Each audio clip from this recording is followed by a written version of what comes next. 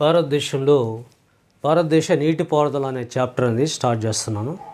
ఈ నీటిపారుదల చాప్టర్లో ప్రధానంగా నీటిపారుదల చాప్టర్స్లో మనకి భారతదేశంలో ప్రధానంగా అనేక నదులు అనేటివి ఉన్నాయి. నదుల మీద ప్రాజెక్టులు నిర్మించి నీటిపారుదల వ్యవస్థ కల్పించి తద్వారా ఇరిగేషన్ ఫెసిలిటీస్ని పెంచాలనే ఉద్దేశంతో మన ఇండియాలో నూతన నీటిపారుదల విధానం అనేది జల విధానం అనేది నూతన జల విధానం అనేది తీసుకురావడం జరిగింది. 2002 సంవత్సరంలో తీసుకొచ్చారనమాట. తద్వారా మన భారతదేశంలో అనేక నదుల వల్ల నీటిపారుదల వ్యవస్థ కల్పించి తద్వారా వ్యవసాయాన్ని పెంపొందించి సాగునీటి ద్వారా వ్యవసాయాన్ని పెంపొందించి భారతదేశానికి కావాల్సినటువంటి ఈ జనాభా పెరుగుదలతో పాటు ఆహార ధాన్యాల ఉత్పత్తి కూడా చేయాలి.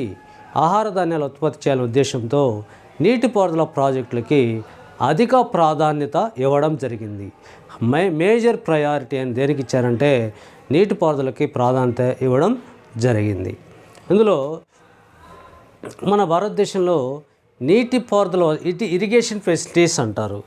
నీటిపారుదల ఇరిగేషన్ ఫెసిలిటీస్ ఎన్ని రకాలుగా మనం ఇరిగేషన్ ఫెసిలిటీస్ని చెప్పవచ్చు అంటే 3 రకాలుగా ఇరిగేషన్ ఫెసిలిటీస్ని మనం చెప్పవచ్చు. 3 types of major is irrigation facilities in India is 3 types అని. ఒకటి నీటిపారుదల అంటే 3 రకాలుగా జరుగుతుందన్నమాట. ఒకటి మన భారతదేశంలో నీటిపారుదల అనేది 3 రకాలుగా జరుగుతుంది. ఒకటి బావుల ద్వారా నీటిపారుదల వసతి మన భారతదేశంలో జరుగుతుందన్నమాట. ఈ బావులు అంటే వెల్ ఇరిగేషన్ అంటారు. వీటిని వెల్ ఇరిగేషన్ అని పిలుస్తారు. ఈ వెల్ ఇరిగేషన్ అనేది 2 రకాలు. వెల్ ఇరిగేషన్ అనేది 2 రకాలుగా జరుగుతుంది. ఓపెన్ వెల్స్ అని తర్వాత ట్యూబ్ వెల్స్ అంటే గొట్టపు బావులు.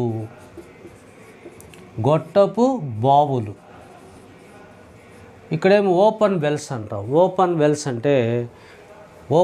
అంటే మామూలు బావులు అన్నమాట. మామూలు బావులు అంటే 2 రకాలుగా మనకి ఇక్కడ ఇరిగేషన్ అనేది బావుల వెల్ ఇరిగేషన్ 2 typesగా జరుగుతుంది. మామూలు బావులు, ట్యూబ్ వెల్స్ అంటే గొట్ట బావులు అని చెప్పవచ్చు అనమాట. ఇక్కడ ఎంత శాతము మన భారతదేశంలో బావుల ద్వారా నీటిపారుదల వ్యవస్థ జరుగుతుందంటే దాదాపు 59% బావుల ద్వారా నీటిపారుదల వసతి మన భారతదేశంలో జరుగుతుందన్నమాట. బావుల ద్వారా అత్యధిక నీటిపారుదల వసతి జరుగుతుంది. అయితే ఆధునిక నీటిపారుదల వసతి దేని ద్వారా జరుగుతుంది అని అంటే modernised irrigation facilities in India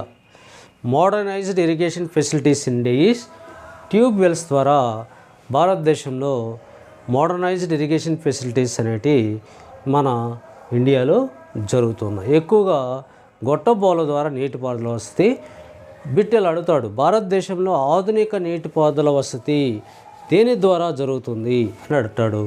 ఆధునిక నీటిపారుదల దేని ద్వారా జరుగుతుందంటే గొట్టపు బావుల ద్వారా ఆధునిక నీటిపారుదల వసతి జరుగుతుందన్నమాట మన భారతదేశంలో. ఆ తర్వాత ఇది ఒకటోది. రెండవది వచ్చి కెనాల్ ఇరిగేషన్ అంటాం అన్నమాట. కెనాల్ ఇరిగేషన్ అనేది మన కాలువల ద్వారా అంటే ఇక్కడ ఈ కెనాల్ ఇరిగేషన్ అంటే కాలువల ద్వారా కెనాల్ ఇరిగేషన్ జరుగుతుంది. ఈ కాలువల ద్వారా నీటిపారుదల వస్తే 2 రకాలుగా జరుగుతుందన్నమాట. కాలువల ద్వారా కూడా నీటిపారుదల వస్తే 2 రకాలుగా జరుగుతుంది. ఒకటి వరద కాలువలు, 2 జీవ కాలువలు. అంటే వరద కాలువలు అంటే ఫ్లడ్స్ కెనాల్స్ అని. అంటే నదులకి వరదలు సంభవించినప్పుడు మాత్రమే వరద కాలువలు అనేటివి సంభవిస్తాయి. అప్పుడు నీటి వసతిని ఉపయోగించి మనం వ్యవసాయము నీటిపారుదల వ్యవస్థ ఉపయోగించి వ్యవసాయం చేయడం జరుగుతుందన్నమాట.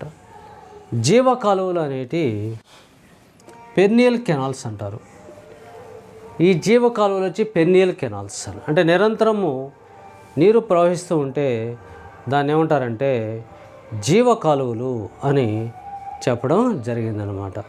ఇందులో భారతదేశంలో ఎంత శాతము కెనాల్ ఇరిగేషన్ జరుగుతుందంటే 39% కెనాల్ ఇరిగేషన్ జరుగుతుందన్నమాట.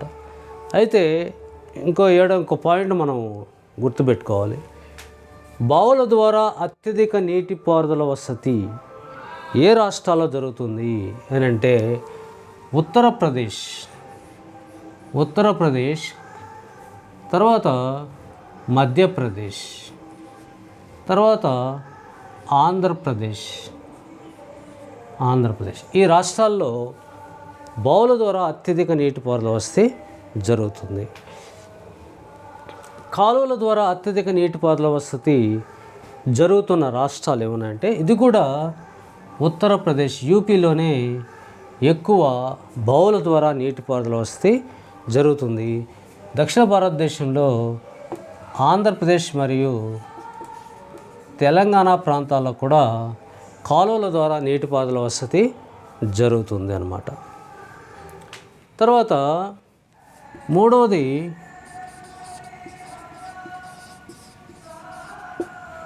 చెరువులు అంటే ట్యాంక్ ఇరిగేషన్ అంటారు అన్నమాట. ట్యాంక్ ఇరిగేషన్ చెరువుల ద్వారా నీటిపారుదల వసతి దేని ద్వారా అధికంగా జరుగుతుంది అని అంటే చెరువుల ద్వారా నీటిపారుదల వసతి మన భారతదేశంలో స్వతంత్రం వచ్చినప్పుడు 17% ఉన్న చెరువుల ద్వారా నీటిపారుదల వసతి తర్వాత రాను చెరువుల ద్వారా నీటిపారుదల తగ్గిపోతూ ప్రస్తుతం 6% మాత్రమే వచ్చిందనమాట. ప్రస్తుతం 6% మాత్రమే మనకి చెరువుల ద్వారా నీటిపారుదల వసతి జరుగుతుందన్నమాట. అంటే మన భారతదేశంలో ఈ చెరువుల ద్వారా నీటిపారుదల వసతి అత్యధికంగా జరుగుతున్న రాష్ట్రాలు ఏమిటంటే చెరువుల ద్వారా నీటిపారుదల వసతి అత్యధికంగా జరుగుతున్న రాష్ట్రాలు ఏంటంటే 1 తమిళనాడు, 2 తెలంగాణ, 3 ఆంధ్రప్రదేశ్. ఈ రాష్ట్రాలు అన్నమాట. ఈ రాష్ట్రాలు చెరువుల ద్వారా తమిళనాడు, తెలంగాణ, ఆంధ్రప్రదేశ్ ఈ 3 రాష్ట్రాల ద్వారా ఎక్కువగా చెరువుల ద్వారా. మన ఆంధ్రప్రదేశ్ వస్తే ఆంధ్రప్రదేశ్లో బావుల ద్వారా అత్యధికంగా నీటిపారుదల వసతి ఏ రాష్ట్రం ఏ జిల్లా అంటే విజయనగరం జిల్లా అన్నమాట. దేని ద్వారా అంటే బావుల ద్వారా అత్యధికంగా జరుగుతున్నటువంటి బావుల ద్వారా అత్యధికంగా నీటిపారుదల వసతి ఏ రాష్ట్రం అంటే విజయనగరం కాదండి, వెస్ట్ గోదావరి జిల్లా అన్నమాట. వెస్ట్ గోదావరి జిల్లాలో ఎక్కువగా జరుగుతుంది. తర్వాత కెనాల్ ఇరిగేషన్ అంటాం. కాలువల ద్వారా ఆంధ్రప్రదేశ్లో అత్యధికంగా నీటిపారుదల వసతి గుంటూరు జిల్లాలో ఎక్కువగా కాలువల ద్వారా నీటిపారుదల వసతి ఎక్కువగా జరుగుతుంది. గుంటూరు, తర్వాత Krishna, east Godavari and west గోదావరిలో కాలువల ద్వారానే అధికంగా నీటిపారుదల వసతి జరుగుతుంది. చెరువుల ద్వారా ఆంధ్రప్రదేశ్లో అత్యధికంగా నీటిపారుదల వసతి ఎక్కడ జరుగుతుందంటే విజయనగరం జిల్లాలో ఎక్కువగా చెరువుల ద్వారా నీటిపారుదల వసతి ఎక్కువగా విజయనగరం జిల్లాలో జరుగుతుంది. మన దేశానికి వస్తే మనకి తమిళనాడు, తెలంగాణ, ఆంధ్రప్రదేశ్లో ఈ చెరువుల ద్వారా అంటే ట్యాంక్ ఇరిగేషన్ అంటారు అన్నమాట. దీని ద్వారా ఎక్కువగా ఇరిగేషన్ ఫెసిలిటీస్ అనేవి ఉన్నాయన్నమాట.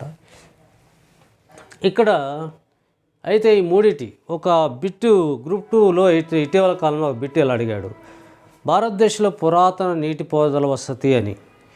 పురాతన నీటిపారుదల వసతి భారతదేశంలో పురాతన నీటిపారుదల వసతి దేని ద్వారా జరిగింది అని అడుగుతాడు.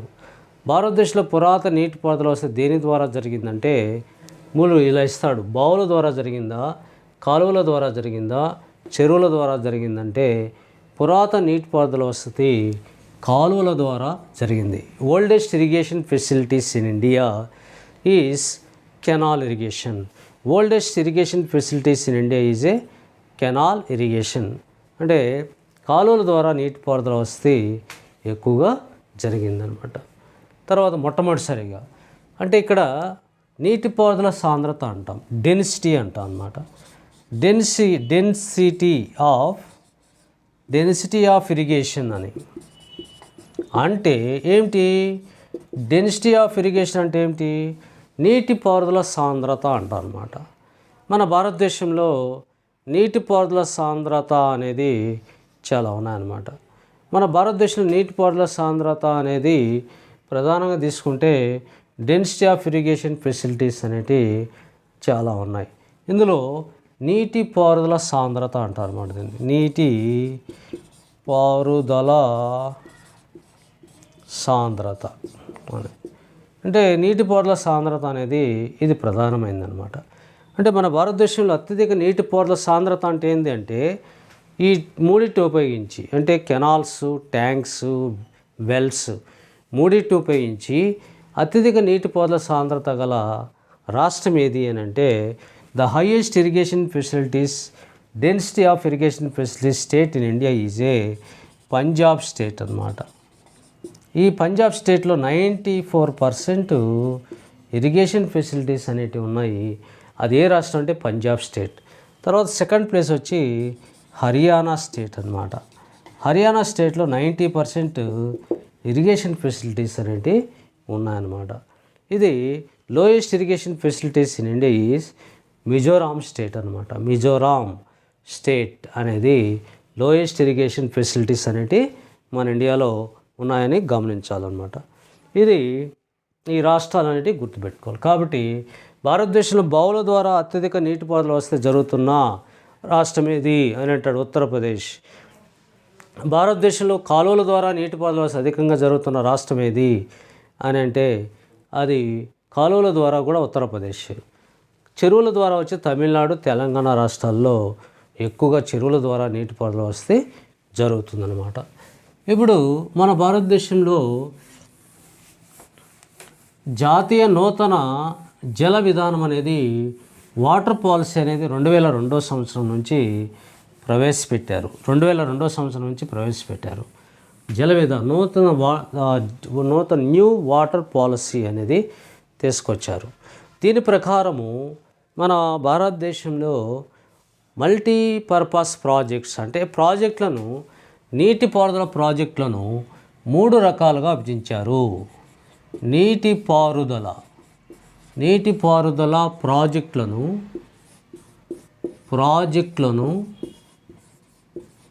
ఎన్ని రకాలుగా విభజించారంటే 3 రకాలుగా విభజించారు.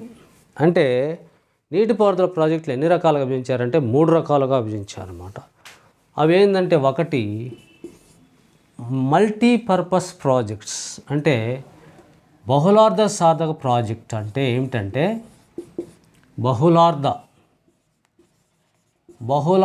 సాధక ప్రాజెక్ట్ అనేది అంటే ఏమిటంటే మల్టీపర్పస్ అన్నమాట. ఒకదానికే కాకుండా అంటే వ్యవసాయానికే కాకుండా వ్యవసాయానికి నీటిపారుదలే కాకుండా విద్యుత్ శక్తికి, చేపల పెంపకానికి, టూరిజం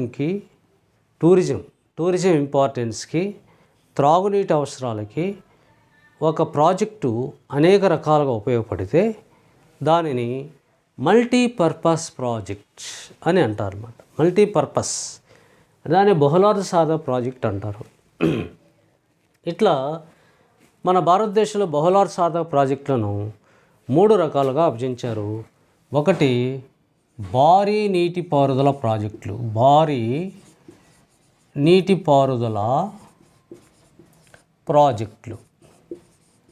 ఈ భారీ నీటిపారుదల ప్రాజెక్టులు అనేటివి మన ఇండియాలో 10,000 హెక్టార్ల కంటే 10,000 హెక్టార్ల పైన నీటిపారుదల వస్తుంది లేదా 25,000 ఎకరాలు 10,000 హెక్టార్ల పైన లేదా 25,000 హెక్టార్లకు నీటిపారుదల వసతి కలిగి ఉన్నట్లయితే అటువంటి ప్రాజెక్టులను మేజర్ ఇరిగేషన్ ప్రాజెక్ట్స్, భారీ నీటిపారుదల ప్రాజెక్టులు అని అంటారు.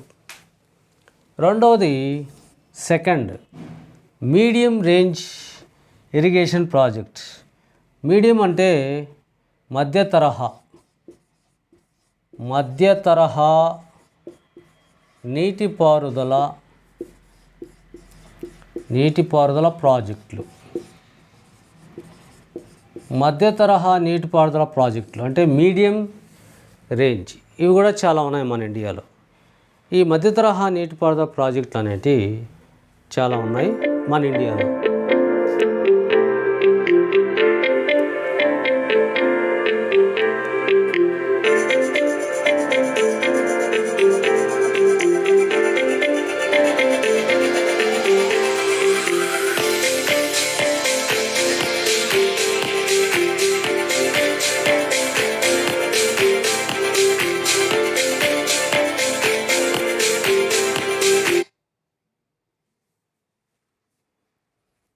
ఈ మధ్య తరహా నీటిపారుదల ప్రాజెక్టులు అనేటివి మన ఇండియాలో చాలా ఉన్నాయి. అంటే ఇక్కడ 2000 నుంచి 10,000 హెక్టార్ల మధ్య, అంటే దీన్ని జనరల్గా చెప్పాలంటే 5,000 నుంచి ఎకరాల్లో చెప్పాలంటే 5,000 నుంచి 25,000 మధ్య, 5,000 నుంచి 25,000 మధ్య హెక్టార్లలో నీటిపారుదల వసతి కలిగి ఉంటే దానిని మధ్య తరహా నీటిపారుదల, ఇదేమో హెక్టార్లు, ఇదేమో ఎకరాలు అన్నమాట. ఆ తర్వాత మూడవది చిన్న నీటి పారుదల అంటే స్మాల్ ఇరిగేషన్ ప్రాజెక్ట్స్. చిన్న నీటి పారుదల అంటే స్మాల్ ఇరిగేషన్ ప్రాజెక్ట్స్. ఇవి వచ్చి 5,000 ఎకరాలకు నీటిపారుదల వసతి కలిగి ఉంటే, 5,000 ఎకరాలకు నీటిపారుదల వసతి కలిగి ఉంటే దానిని చిన్న నీటిపారుదల ప్రాజెక్టులు అని అంటాం అన్నమాట. ఈ విధంగా మనకి ఇరిగేషన్ బహుళార్థ సాధన ప్రాజెక్టులను, ఇరిగేషన్ ప్రాజెక్ట్స్ని 3 రకాలుగా మనం విభజించవచ్చు అన్నమాట. తర్వాత మన భారతదేశంలో ఈ ప్రాజెక్ట్స్ అనేటి మల్టీపర్పస్ ప్రాజెక్ట్స్ అనేటి కొన్ని ఉన్నాయి. వాటి గురించి మనం తెలుసుకున్నాం. ఇవి కొంచెం ఇంపార్టెంట్ అన్నమాట. ఈ మల్టీపర్పస్ ప్రాజెక్ట్స్ అనేటి చాలా ఇంపార్టెంట్. అంటే మన దేశంలో వివిధ రాష్ట్రాలలో కొన్ని ప్రాజెక్టులు అనేటి ఉన్నాయి. ఆ ప్రాజెక్ట్స్ ఏందో కొంచెం చూస్తాం అన్నమాట. ఇది సింధు నది. ఇదేంటనేది సింధు నది. ఈ సింధు నది జమ్మూ కాశ్మీర్ గుండా ప్రయాణిస్తుంది కదా. ఈ జమ్మూ కాశ్మీర్ గుండా ప్రయాణించేటువంటి ఈ సింధు నదికి అనేక ఉపనదులు కూడా ఉంటాయి. ఆ ఉపనదుల్లో ఒకటి చినాబ్ నది అన్నమాట. చినాబ్ నది ఇది ఏ నది అంటే చినాబ్ నది. చినాబ్ నదిపై సలాల్ అనే ప్రాజెక్ట్ నిర్మించారు. సలాల్ అనే project. This project on constructed Chenab river in Jammu Kashmir state అన్నమాట. ఈ సలాల్ అనే ప్రాజెక్ట్ ఎక్కడ నిర్మించారంటే జమ్మూ కాశ్మీర్ రాష్ట్రంలో నిర్మించారు. ఏ నదిపై నిర్మించారంటే చినాబ్ నదిపై నిర్మించారు. ఆ తర్వాత రెండవది Baglihar project.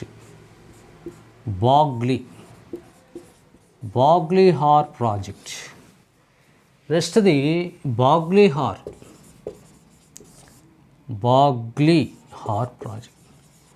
This project on constructed also Chenab river. ఇది కూడా బాగ్లీహార్ ప్రాజెక్ట్ అనేది కూడా చినాబ్ రివర్ మీద 2002వ సంవత్సరంలో నూతన జల విధానం ప్రకారం ఈ ప్రాజెక్టులను నిర్మించడం జరిగింది. This project are located in Jammu Kashmir state. Baglihar project అనేది కూడా చినాబ్ నదిపై నిర్మించారు. ఇక్కడ మనం గుర్తుపెట్టుకోవాల్సింది ఏ ప్రాజెక్టు ఏ నదిపై ఏ రాష్ట్రంలో కలదు అనేది ఇక్కడ ఇంపార్టెంట్. ఏ ప్రాజెక్టు ఏ నదిపై ఏ రాష్ట్రంలో కలదు అనేది ఇక్కడ మనం కొంచెం ఇంపార్టెంట్ అయినది మనం గుర్తుపెట్టుకోవాలి. అందులో నెక్స్ట్ది ఇదే చినాబ్ నదిపై దూల్హస్తి అనే ప్రాజెక్ట్ నిర్మించారు. అంటే దూల్హస్తి అనే ప్రాజెక్ట్. దూల్హస్తి అనే ప్రాజెక్టుని ఎక్కడ నిర్మించారంటే చినాబ్ నదిపై. This project and also locate Chenab river. ఇది కూడా చినాబ్ నదిపై జమ్మూ కాశ్మీర్ రాష్ట్రంలో నిర్మించారన్నమాట. జమ్మూ కాశ్మీర్ రాష్ట్రంలో నిర్మించారు. ఇది చినాబ్ నదిపై ఉండేటువంటి మన దేశంలో 3 ప్రాజెక్టులుగా 3 వచ్చి ఏ రాష్ట్రాలు ఉన్నాయంటే ఇవి 3 వచ్చి జమ్మూ కాశ్మీర్ స్టేట్లో ఉన్నాయి. తర్వాత ఇంకొకటి సట్లెజ్ నది. ఇది కదా సట్లెజ్ నది. ఇంకొక ఉపనది ఏంటంటే దీనికి ఉపనది సట్లెజ్ నది. ఈ సట్లెజ్ నదిపై హిమాచల్ ప్రదేశ్లో నాథ్పా జాక్రీ అనే ప్రాజెక్ట్. నాథ్పా జాక్రీ అనే ప్రాజెక్ట్. నాథ్పా జాక్రీ అనే ప్రాజెక్ట్ని హిమాచల్ ప్రదేశ్లో నిర్మించారు. Nathpa Jhakri this project on constructed Himachal Pradesh on Sutlej river in Himachal Pradesh. The highest hydroelectrical project in India is Nathpa Jhakri project. భారతదేశంలో ఎత్తులో ఉండే ప్రాజెక్ట్ ఏది అంటే ఎత్తులో ఉండే జల విద్యుత్ కేంద్రం. The highest hydro electrical project in India is. భారతదేశంలో ఎత్తులో ఉండేటువంటి జల విద్యుత్ ప్రాజెక్ట్ ఏదంటే నాథ్పా జాక్రీ జల విద్యుత్ project. This project on constructed Himachal Pradesh. ఇది ఎక్కడుంది? ఇది హిమాచల్ ప్రదేశ్లో ఉందండి. ఇది నాథ్పా జాక్రీ ప్రాజెక్ట్ అనేది భారతదేశంలో ఎత్తులో ఉండే జల విద్యుత్ కేంద్రం ఏది అని అడుగుతాడు. అది నాథ్పా జాక్రీ హిమాచల్ ప్రదేశ్లో ఉందన్నమాట. ఆ తర్వాత ఇదే సట్లెజ్ నదిపై ఇంకొక ప్రాజెక్ట్ ఏదంటే this project on is another project is a ఇండియాలో the first multipurpose project is Bhakra Nangal project. Bhakra Nangal project it is the first multipurpose project in India. భారతదేశంలో మొట్టమొదటి మల్టీపర్పస్ ప్రాజెక్ట్ ఏదంటే Bhakra Nangal project. Bhakra Nangal project. This project on constructed is Sutlej river. ఈ project ఈ Bhakra Nangal project ఏ నది మీద ఉందంటే సట్లెజ్ నదిపై కలదు. ఇది దాదాపు మన ఇండియాలో మల్టీపర్పస్ కాబట్టి 1200 megawatts hydro electric power generation చేస్తుందన్నమాట. భారతదేశంలో అత్యధికంగా జల విద్యుత్ ఉత్పత్తి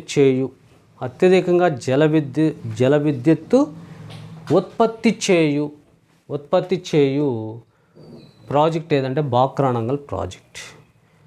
ఈ project Bhakra Nangal project this project on constructed Sutlej river in Punjab state. Punjab రాష్ట్రంలో ఉందన్నమాట. This project was a jointly venture. ఎన్ని రాష్ట్రాల ఉమ్మడి ప్రాజెక్ట్ అంటే this project was jointly venture Punjab, Haryana and Rajasthan. Punjab, Haryana and Rajasthan 3 రాష్ట్రాల ఉమ్మడి ప్రాజెక్ట్ ఏదంటే బాక్రా నంగల్ ప్రాజెక్ట్ అనేది అన్నమాట. ఈ బాక్రా నంగల్ ప్రాజెక్టు 3 రాష్ట్రాలకు సంబంధించినటువంటి ఉమ్మడి ప్రాజెక్టుగా మనం చెప్పవచ్చు అన్నమాట. తర్వాత ఈ ప్రాజెక్టుకి వెనుక వైపున దీనివలన ఏర్పడినటువంటి ఒక ఆర్టిఫిషియల్ లేక్ అనేది ఏర్పడింది. దాన్ని మనం ఏమంటారంటే కృత్రిమ సరస్సు అని అంటాం. ఆర్టిఫిషియల్ లేక్ అనేది దాన్నే గోవింద్ సాగర్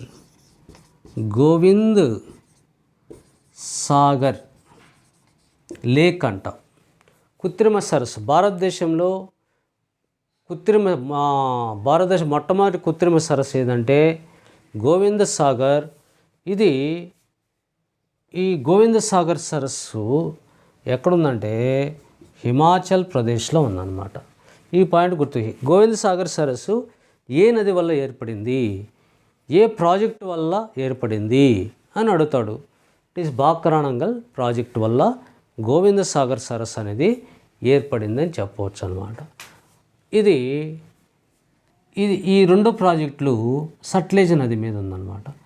ఆ తర్వాత భారతదేశంలోనే ప్రయాణించే సింధు నది ఉపనది ఏంటంటే బియాస్ నది అన్నమాట. బియాస్ రివర్. సింధు నది ఉపనది ఏంటంటే బియాస్ నది. ఈ బియాస్ నది మీద పాంగ్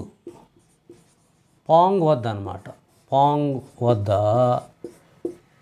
బియాస్ ప్రాజెక్ట్ అనే దాన్ని నిర్మించారు. పాంగ్ వద్ద బియాస్ ప్రాజెక్ట్ అనేది నిర్మించారు. ఈ పాంగ్ అనేది హిమాచల్ ప్రదేశ్లో ఉందన్నమాట. ఈ పాంగ్ వద్ద నిర్మించిన బియాస్ ప్రాజెక్ట్ ఇది 4 రాష్ట్రాల ఉమ్మడి ప్రాజెక్ట్. ఏ రాష్ట్రాలంటే హిమాచల్ ప్రదేశ్, పంజాబ్, హర్యానా, రాజస్థాన్.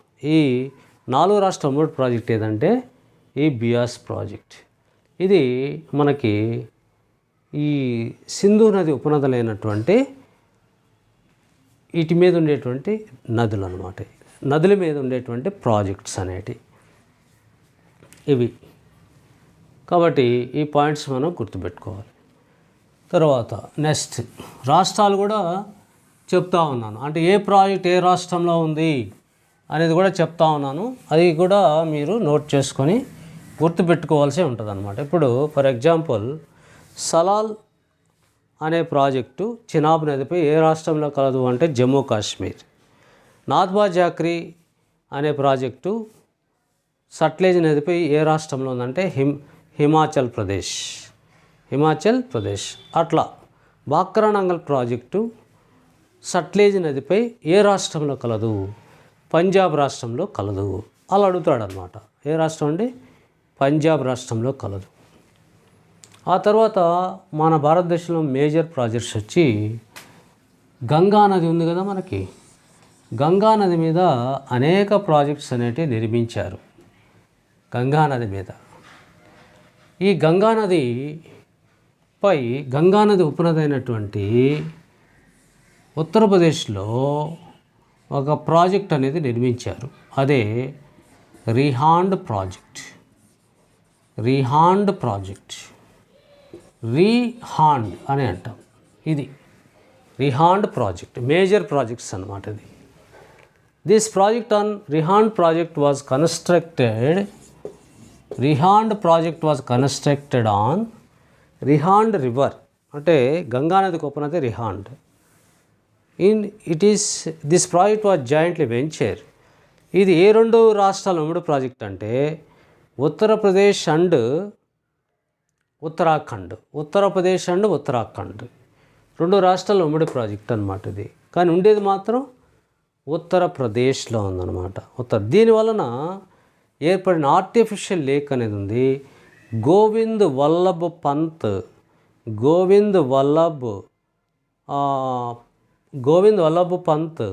అనేది ఒక ఆర్టిఫిషియల్ లేక్ ఏర్పడింది అనమాట. గోవింద్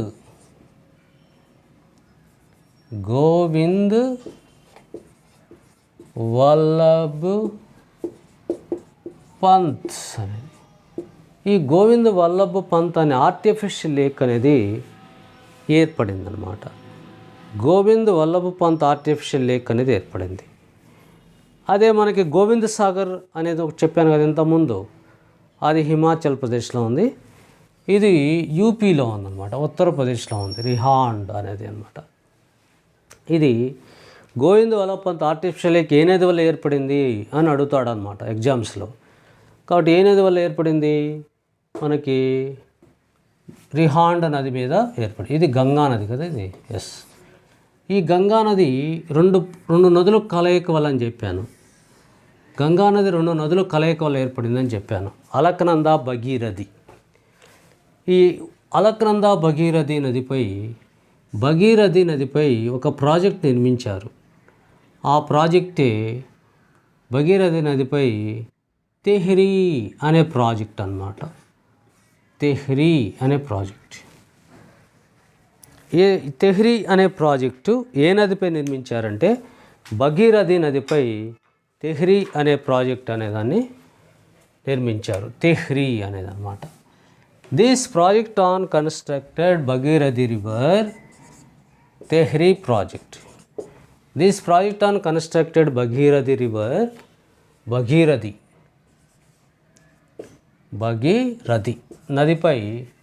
భగీరథి నదిపై నిర్మించారు ఈ ప్రాజెక్టు. అయితే ఈ ప్రాజెక్టు నిర్మించినట్లయితే మన భారతదేశంలో భూకంపాలు అంటే ఎర్త్క్వేక్స్ ఎక్కువగా వచ్చే జోన్ ఏదంటే హిమాలయ రీజన్ కదా. మనకి హిమాలయ పర్వతాలలో భూకంపాలు అనేటివి ఎక్కువగా సంభవిస్తూ ఉంటాయి.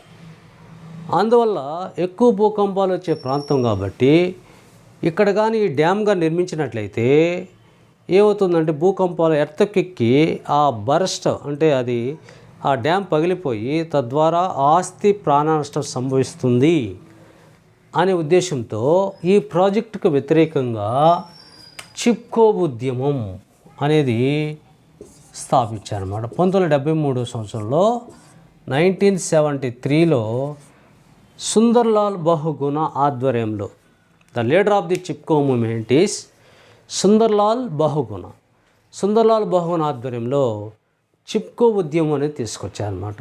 చిప్కో మూమెంట్ అంటాం. ఎవరి ఆధీనంలో చిప్కో మూమెంట్ వచ్చిందంటే సుందర్లాల్ బహుగుణ ఆధ్వర్యంలో చిప్కో ఉద్యమం అనేది ఒకటి వచ్చిందనమాట. ఆ చిప్కో ఉద్యమ నాయకుడు ఎవరంటే సుందర్లాల్ బహుగుణ. ఈయన లేటెస్ట్గా ఆయన కూడా చనిపోయాడు. కాబట్టి చిప్కో మూమెంట్ అనేది ఏ ప్రాజెక్ట్ వ్యతిరేకంగా వచ్చిందంటే తెహ్రీ ప్రాజెక్ట్కి వ్యతిరేకంగా వచ్చిందనమాట. It is located in Uttarakhand state. ఇది తెహ్రీ ప్రాజెక్ట్ ఏ రాష్ట్రంలో ఉంది అంటే ఉత్తరాఖండ్ స్టేట్లో. ఉత్తరాఖండ్ ఇది ఏ రాష్ట్రంలో ఉన్నది అని అంటే ఉత్తరాఖండ్ స్టేట్లో ఉన్నది. ఏ ప్రాజెక్ట్ అంటే ఈ తెహ్రీ ప్రాజెక్ట్ అనేది అన్నమాట. ఆ తర్వాత ఇదే ఉత్తరప్రదేశ్లో మరొక ప్రాజెక్ట్ ఏదంటే రామ్ గంగా ప్రాజెక్ట్. రామ్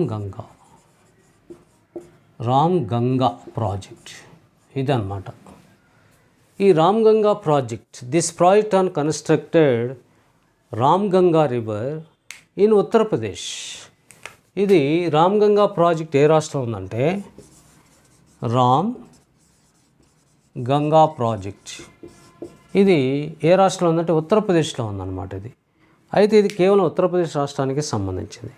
ఒక ఎగ్జామ్లో ఇలా అడిగారు, ఢిల్లీ నగరానికి త్రాగునీరు ఏ ప్రాజెక్టు ద్వారా లభిస్తున్నాయి అని అంటే రామ్ గంగా ప్రాజెక్టు ద్వారా ఢిల్లీ నగరానికి త్రాగునీరు అందుతూ ఉందన్నమాట. ఇప్పుడు కూడా త్రాగునీరు అందుతూ ఉందన్నమాట ఢిల్లీ నగరానికి. ఇది కేవలం ఉత్తరప్రదేశ్ సంబంధించిందే కాబట్టి. తర్వాత గండక్ ప్రాజెక్ట్. నెక్స్ట్ ఇంకొకటి గండక్ ప్రాజెక్ట్ అంటే గండక్ రివర్.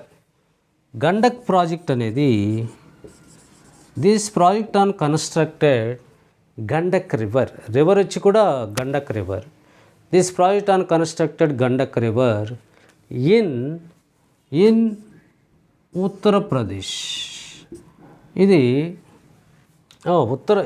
గండక్ ప్రాజెక్ట్ ఈ గండక్ ప్రాజెక్ట్ అనేది హనుమాన్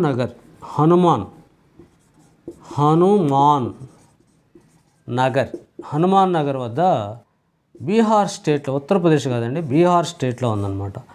హనుమాన్ నగర్ వద్ద ఉందన్నమాట ఇది. అయితే ఈ ప్రాజెక్టు ఉత్తరప్రదేశ్ బీహార్తో పాటు ఈ ప్రాజెక్టు నేపాల్కి కూడా కొంతవరకు ఉపయోగంగా ఉందన్నమాట. కాబట్టి this project and jointly venture UP and Bihar state at Hanuman Nagar వద్ద ఈ ప్రాజెక్ట్ అనేది ఉంది. అదే గండక్ ప్రాజెక్ట్ అనేది, ఇది గండక్ ప్రాజెక్ట్ అన్నమాట. ఆ తర్వాత మరొక ప్రాజెక్ట్ ఏదంటే కోసి ప్రాజెక్ట్ అనేది. నెక్స్ట్ అనదర్ ప్రాజెక్ట్ ఈజ్ ఏ కోసి ప్రాజెక్ట్. కోసి, దిస్ ప్రాజెక్ట్ ఆన్ కన్స్ట్రక్టెడ్ కోసి రివర్ అన్నమాట. ఇది కోసి రివర్ మీదనే ఉంది. దీన్నే మనం ఏం చెప్పుకున్నాం, కోసి ప్రాజెక్ట్ ఈజ్ ఇంటర్నేషనల్ ప్రాజెక్ట్ అని చెప్పాం కదా ఇంతకుముందు. International project in India is కోసి ప్రాజెక్ట్ అని చెప్పాం కదా. International project in India is కోసి ప్రాజెక్ట్ అని చెప్పాం. ఈ కోసి project Bihar స్టేట్లోని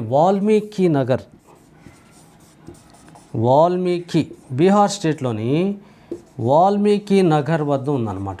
this project on constructed కోసి project is A international project in India అంటారనమాట. ఇది మన ఇండియాలో అంతర్జాతీయ ప్రాజెక్ట్ అని దేని పిలుస్తారంటే కోసి ప్రాజెక్ట్ అన్నమాట. ఇది కోసి ఇక్కడ వస్తుంది అన్నమాట. ఇది కోసి project, international project in India is a కోసి ప్రాజెక్ట్ అని అంటారు అనమాట. ఓకే. కోసి project also draw in board. ఇది డ్రా చేసాను ఆల్రెడీ. ఈ కోసి ప్రాజెక్ట్ అనేది ఇక్కడ వస్తుంది అనమాట.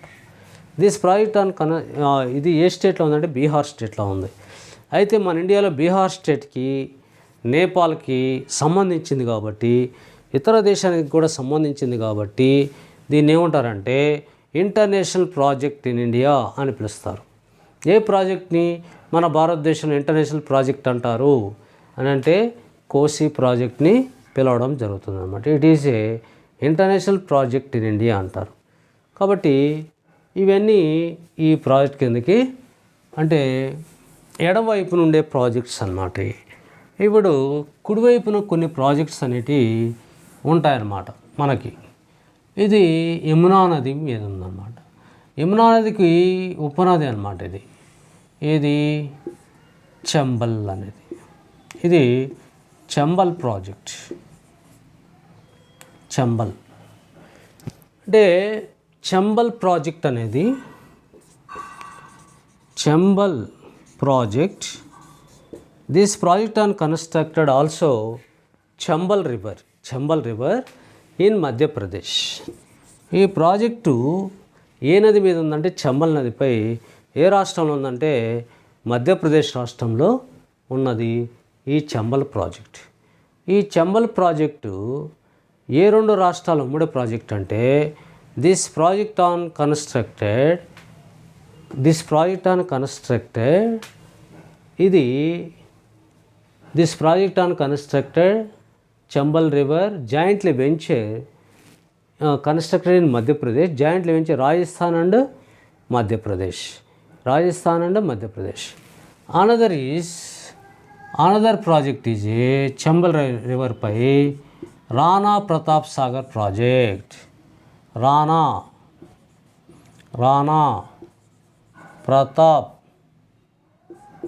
ప్రతాప్ సాగర్ ప్రాజెక్ట్. ఇదే చంబల్ నదిపై రాజస్థాన్ స్టేట్లో రాణా ప్రతాప్ సాగర్ ప్రాజెక్ట్ అనేది రాజస్థాన్ రాష్ట్రంలో రాణా ప్రతాప్ సాగర్ ప్రాజెక్ట్ అని నిర్మించారు. ఇదే చంబల్ నదిపై అన్నమాట. అదేవిధంగా జవహర్ సాగర్ ప్రాజెక్ట్ అనేది కూడా చంబల్ నదిపై జవహర్ సాగర్ ప్రాజెక్ట్.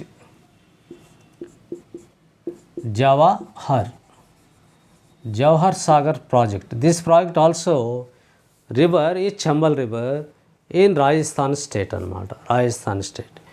కాబట్టి ఈడ చంబల్ అనేది మనం బాగా గుర్తుపెట్టుకోవాలి. చంబల్ ప్రాజెక్టు ఏ నది మీద ఉందంటే చంబల్ నదిపై ఏ రాష్ట్రం ఉందంటే మధ్యప్రదేశ్. ఏ రెండు రాష్ట్రాల ఉమ్మడి ప్రాజెక్టు అంటే ఇది మధ్యప్రదేశ్ అండ్ రాజస్థాన్ రాష్ట్రాల ఉమ్మడి ప్రాజెక్టుగా మనం చెప్పవచ్చు అన్నమాట. ఆ తర్వాత దామోదర నది ఉంది కదా మనకి, ఇలా వస్తుందన్నమాట దామోదర నది. ఈ దామోదర నదిపై డీవీసీ అనేది నిర్మించారు. డీవీసీ అంటే దామోదర వ్యాలీ కార్పొరేషన్ అంటారు అన్నమాట. డీవీసీ అంటే ఏంటంటే, డీవీసీ అంటే దామోదర వ్యాలీ కార్పొరేషన్ అని అంటారు. ఏమంటారు దీన్ని? దామోదర వ్యాలీ కార్పొరేషన్ అంటారు. దిస్ ప్రాజెక్ట్ అనేది అంటే టెన్నిస్ వ్యాలీ, అమెరికాలోని టెన్నిస్ వ్యాలీ అథారిటీ ఆధారంగా దామోదర వ్యాలీ కార్పొరేషన్ అనేది మన భారతదేశంలో నిర్మించారన్నమాట. అంటే ఈ నదిపై అనేక సబ్ డ్యామ్స్ కూడా ఉంటాయన్నమాట. ఆ సబ్ డ్యామ్స్ ఏంటంటే, ఈ దామోదర నదిపై ఉండేటువంటి సబ్ డ్యామ్స్ ఏమున్నాయంటే, డీవీసీ మీద ఉండే సబ్ డ్యామ్స్ పంచెట్, ఒకటి పంచెట్ అనే డ్యామ్ ఉందన్నమాట. తర్వాత క్రోనార్, ఆ తర్వాత తిలయ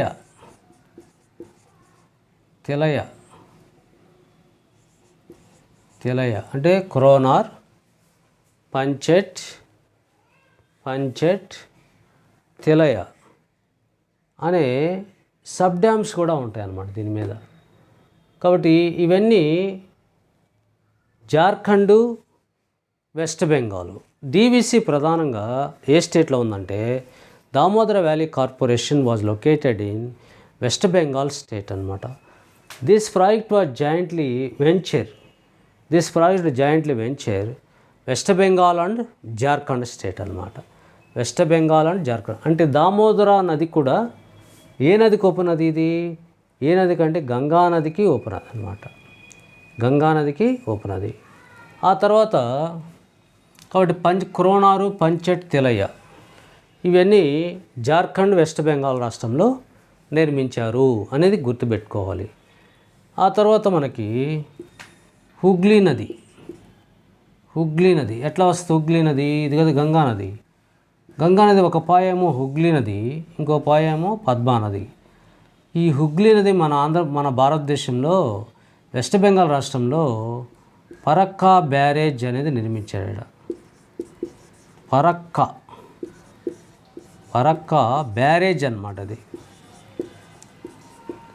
ఫరక్కా బ్యారేజ్ అనేది నిర్మించారు.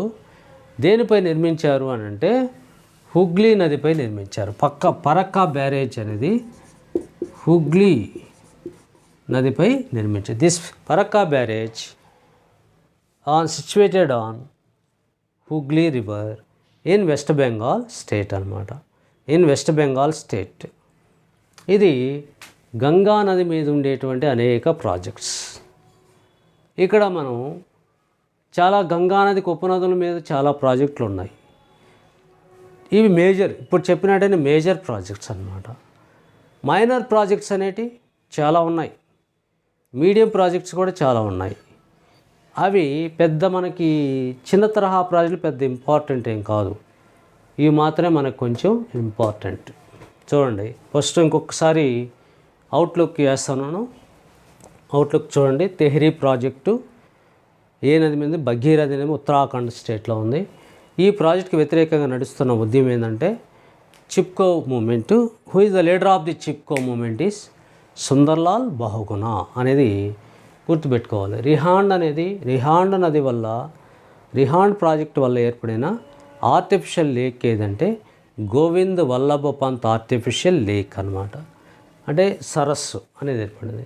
ఢిల్లీ నగరానికి త్రాగునీరు అందిస్తున్న ఏ ప్రాజెక్టు ద్వారా తాగునీరు అందుతూ ఉందంటే రామ్ గంగా ప్రాజెక్ట్ అనేది అన్నమాట. గండక్ ప్రాజెక్ట్ అనేది హనుమాన్ నగర్ వద్ద బీహార్ రాష్ట్రం నెలకొల్పారు. ఇది ఏ రెండు రాష్ట్రాల మూడు ప్రాజెక్ట్ అంటే బీహారు, ఉత్తరప్రదేశ్ రాష్ట్రాలు మరియు నేపాల్ దేశం. కోసి ప్రాజెక్ట్ అనేది దీన్ని మన ఇండియాలో ఇంటర్నేషనల్ ప్రాజెక్ట్ ఇన్ ఇండియా అంటారు.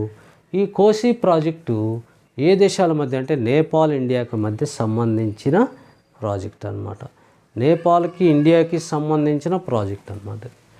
ఆ తర్వాత ఇటుపక్క వస్తే క్రోనార్ అంటే డీవీసీ, దామోదర వ్యాలీ కార్పొరేషన్ ఇది అమెరికాలోని టెన్నిస్ వ్యాలీ అథారిటీ ఆధారంగా రూపొందించారు. మన భారతదేశంలో దీని పరిధిలో తిలయ, పంచెట్, క్రోనార్ అనే అనే కొన్ని ప్రాజెక్టులు అనేటి సబ్ డ్యామ్స్ అనేటి నిర్మించారు. ఇది వెస్ట్ బెంగాల్ రాష్ట్రంలోను, తర్వాత జార్ఖండ్ రాష్ట్రంలోనూ ఎక్కువగా ఉన్నాయి. పరక్కా బ్యారేజ్ అనేది హుగ్లీ నది మీద ఉంది. వెస్ట్ బెంగాల్ స్టేట్లో పరక్కా బ్యారేజ్ చివరిది అనమాట, బ్యారేజ్ నిర్మించడం జరిగిందనమాట. ఇటుపక్క వస్తే చంబల్ నది అనేది ఉంది కదా మనకి. ఈ చంబల్ నదిపై ఇది మధ్యప్రదేశ్లో చంబల్ ప్రాజెక్ట్ నిర్మించారు. ఈ చంబల్ ప్రాజెక్ట్ ఏ రెండు రాష్ట్రాల ఉమ్మడి ప్రాజెక్ట్ అంటే ఇది వచ్చి ఏ రెండు రాష్ట్రాల ఉమ్మడి ప్రాజెక్ట్ అంటే మధ్యప్రదేశ్ అండ్ రాజస్థాన్ రాష్ట్రాల ఉమ్మడి ప్రాజెక్టు. ఏదంటే చంబల్ ప్రాజెక్ట్ అనేది ఏ రెండు రాష్ట్రాల ఉమ్మడి, మధ్యప్రదేశ్, రాజస్థాన్ రాష్ట్రాల ఉమ్మడి ప్రాజెక్టు అని. అది దాంతోపాటు రాణా ప్రతాప్ సాగర్ ప్రాజెక్ట్ అనేది కూడా ఉంది. ఇది రాజస్థాన్ రాష్ట్రంలో. తర్వాత జవహర్ సాగర్ ప్రాజెక్టు కూడా చంబల్ నదిపై నిర్మించడం జరిగిందనమాట. ఇది గంగా నదిపై నిర్మించినటువంటి ప్రాజెక్టులు. ఏ ప్రాజెక్టు ఏ రాష్ట్రంలో ఉన్నదనేది ఈడ మనకి గమనించాల్సి ఉంటుందన్నమాట. ఇది ఓకే 46